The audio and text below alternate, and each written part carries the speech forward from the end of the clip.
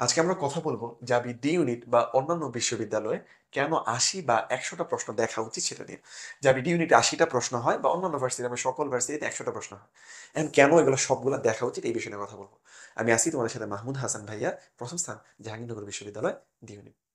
আচ্ছা, প্রথমত কথা, আমরা যারা যারা পারি তারা তো পারি, আমরা জানি বেশিরভাগই সবাই হচ্ছে ১০০টা দেখতে পারি।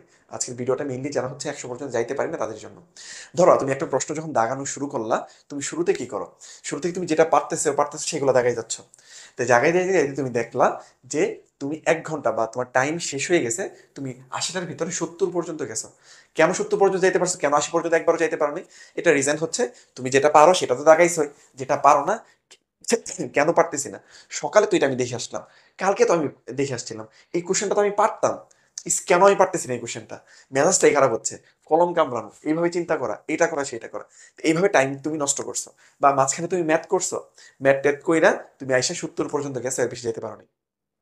তারপরে কি হলো, ১০টা হচ্ছে তুমি এখনো কিন্তু দেখতেই পারলা না। এই যে ৭০ পর্যন্ত গেছো, এখানে তুমি সব কিছু কইরা তুমি ধরো কারেক্ট করতে পারছো ৮০টার ভিতরে ৪৫টা, তোমার চান্স কিন্তু হবে না। ঠিক আছে? বা তুমি ৫০টাই কারেক্ট করলা, ঠিক আছে, বাট তুমি কিন্তু টাইম আর ওই কয়টা দেখতে পারো না বলো তো? ১০টা দেখতে পারো না। ঠিক আছে? এখন এখানে তোমার খারাপ দিক কি ভালো দিক কি? ঠিক আছে, খারাপ দিক যদি আমি বলি, খারাপ দিক হচ্ছে এই যে তুমি ১০টা দেখতে পারলা না।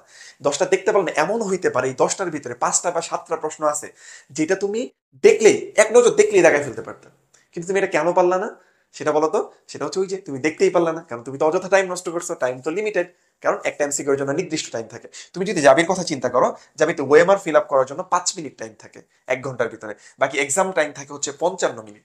তো এই যে ৫৫ মিনিট, ৫৫ মিনিটে তুমি ৮০টা দাগাবা, তুমি ৭০ পর্যন্ত দাগাইছো, কারণ তুমি ওই যে ৩৪ সেকেন্ড বা ৩৫ সেকেন্ড যে সময়টা ছিল, অ্যারাউন্ড ৪০ সেকেন্ড, তুমি একটার মধ্যে টাইম লাগাইতে আসছো ২ মিনিট করে, ১ মিনিট করে, ৩০ সেকেন্ড, মানে উল্টাপাল্টা দাগে আসছো, যার কারণে পারো নাই। এখন তোমার যদি চান্স হয়ে যায়, তাই খেলে সেই ক্ষেত্রে আফসোস কি থাকবে?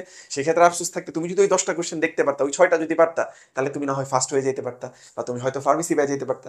আর তোমার যদি চান্স না হয়, তাহলে তোমার সারা জীবন আফসোস থাকবে যে ওই ১০টা যদি দেখতে পারতাম, তাহলে আজকে হয়তো বা আমার চান্স হয়ে যেত। তাহলে এই আফসোস করা যাবে না। তাহলে কি করতে হবে? দ্রুত দাগাইতে হবে। তোমার ফার্স্ট টাইম শুধু যেগুলো পারো সেগুলো দাগাইতে হবে। দেন এসে পরের গুলা দাগাও, তাহলে তোমার অ্যাটলিস্ট পারা জিনিস কখনো ভুল হবে না। তুমি যেগুলো 100% পারতা, সেটা থেকে কি করতে পারবা, মানে পূরণ করতে পারবা।